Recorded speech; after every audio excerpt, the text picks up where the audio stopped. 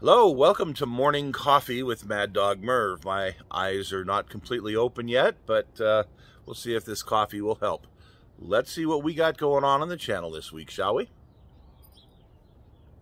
Oh, you silly dog. Welcome to Morning Coffee. Maddog Merv today. Got our French roast this morning again.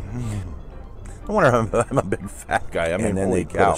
I always had a schmear. A schmear. He's probably going for bagels. He's trying to steal. Oh my gosh, I can't even believe it. I have no clue. And I got a bunch of chores to do. Oh, who wants to do that?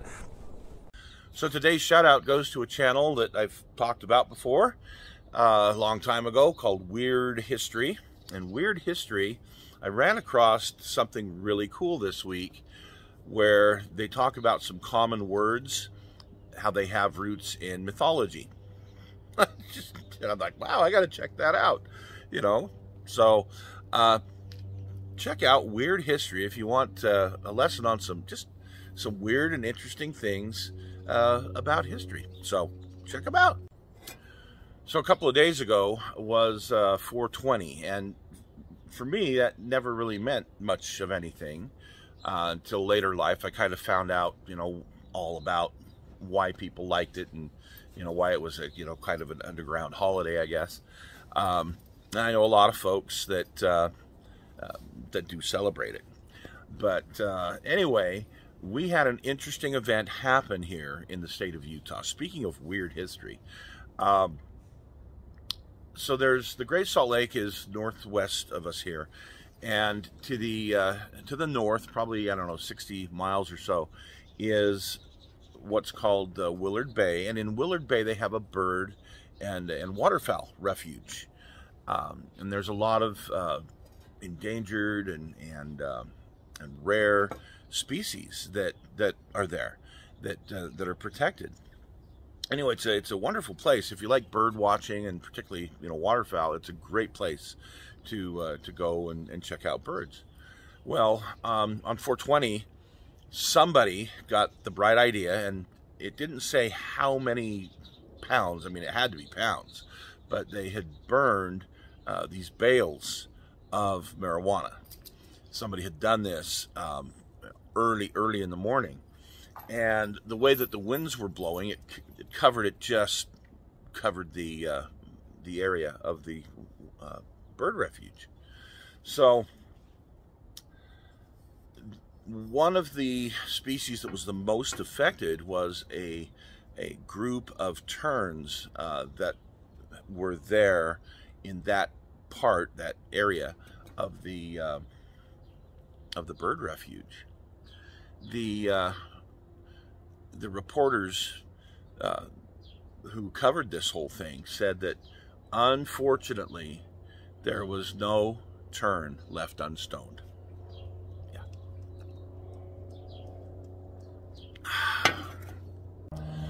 So I hope everyone had enjoyed the finished product on the T42. That was a real fun project for me. And when I say fun usually means I don't run into a lot of problems. I don't have a lot of mistakes that I make while I'm building. It doesn't become a chore. It doesn't become, oh, I gotta get this thing done. I don't want one more thing sitting here that's not done. That's kind of the definition of fun for me. I get through it. I get through it in a reasonable amount of time. It turns out okay, and I don't have a lot of headache building it. And that was definitely this project, using those simple old antiquated kits that I did. Had their challenges, but there again, they weren't overly complicated with too many parts.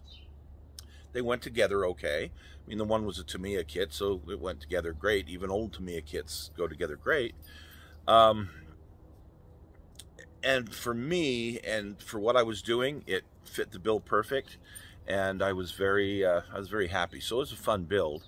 I hope you folks get something out of it. If nothing else, a history lesson of, wow, there was a tank called a T42 that we never fielded. But anyway, I hope there was something good in there for you. the review that we did on Dom's GTX, that was a smoking deal I got. And again, if you think about it and you're interested in it, hit that link that I've got my Amazon link on there. That's prices from like the 90s. I mean, now model kits are, you know, easily 30 bucks. If you get if you go to Slobby Lobby and get the you know, 40% off, well, that's great. You know, you're still in with tax around 20. You know, there's other deals out there. Sometimes Walmart will have some models on sale, but to get this with my Prime shipping for 15 bucks, yeah, this was a great deal, and I am looking forward to painting it. Now, what I thought I would do is I'm gonna take one of those little testers bottles, the little bottles, because a lot of folks don't know this trick. They'll buy all sorts of expensive paints, which is fine, and all sorts of, you know, different things, and try them out. I have sprayed actual automotive Imron, black Imron, on a Charger body before. Actually, I've done it on a couple of different models, and it's beautiful. It turns out great. It was paint that I had, so it didn't cost me anything, you know, stuff I had. This is just that little bottle that we're going to use, and I'm going to show you how to airbrush that and make an absolutely beautiful model. So when that comes up, I'll let you know, but that's going to be a little bit later this year, I hope. So hope everybody liked that review. Coming up this week, well, what are we doing? Oh, the Mustang, finally. So, what was it, the 17th or 18th of the month, last Monday, was Mustang Day. It's kind of an unofficial holiday, unless you got a Mustang, but goes back to 1964, and that's the date that they released the Mustang. So it's, you know, kind of in the culture now of, it's, you know, Mustang Day. I wanted to release this back in April, beginning of April, and then last Monday would have been great, but I didn't have the project completely finished. It's now done. You're going to get to see it tomorrow. I have, there was something called the Rainbow of Colors, and in 66, 67, 68, 69, you know, those years, Ford had a bunch of different promotions to try and sell their cars, particularly Mustangs, and they were very successful with them.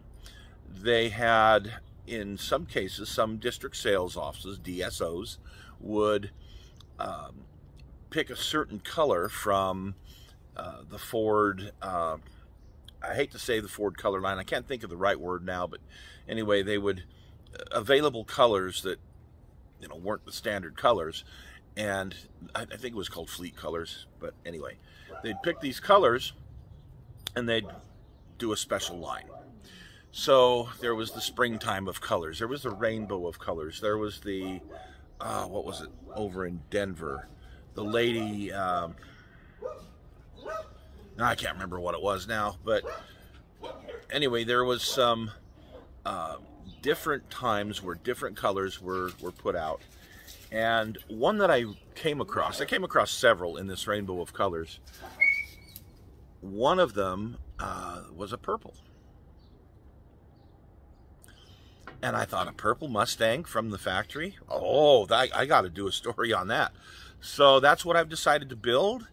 And you'll see the build and a little bit of the history of this. What really sparked it was this DSO. There were some sold from here in Salt Lake City. And in fact, there was one found up in Idaho not too terribly long ago in a field of all places that had the Henry S. Day Ford logo on it, and it was sold here in Salt Lake City back in '68. That was purple. Still had the original color. And I have seen a couple of different, there's that turquoise that I did a show on a while back. I've actually seen one of those sold locally here. Now, the car was originally that color. Somebody had repainted it some other color. But when they opened the trunk and took pictures, you could see the original color was that turquoise. So, yeah, we're going to talk just a little bit about the rainbow of colors and mostly about the purple, because there's other rainbow of colors cars coming up. Just a spoiler alert, there was an orange that they had, and that in and of itself, wow, an orange Mustang. But it was a mixture very, very similar, or if not spot on, to what's called Omaha orange. Well, Omaha orange is also known to Chrysler guys as Hemi orange. Yeah, so that show will be coming up eventually, but tomorrow we've got the purple Mustang. On the stash, we will be looking at a older kit, which quite often we do. It's an M46 Dragon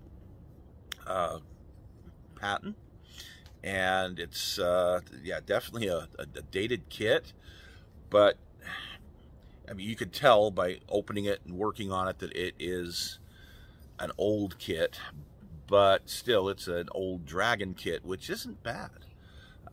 I've built a lot of these older Dragon molds, and I love them.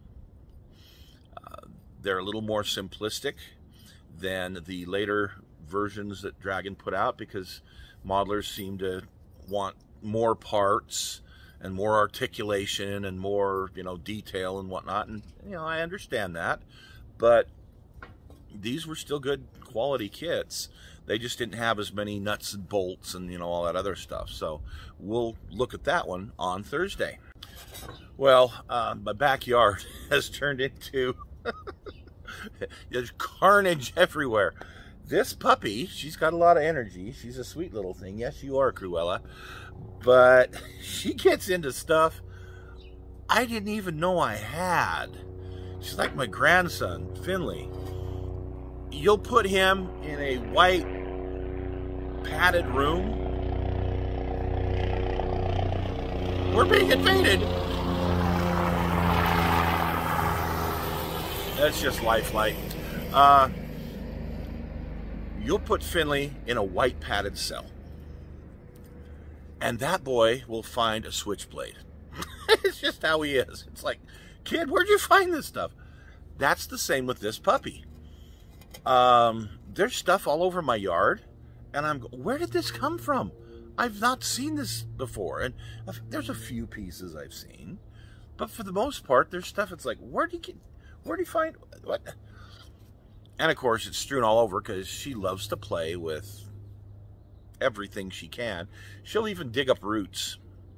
She'll start digging. She'll find a root to some bush and dig it up and pull it out and go play with it. So she's a fun dog, and she's cute as all get out. But man, she does have a lot of energy. So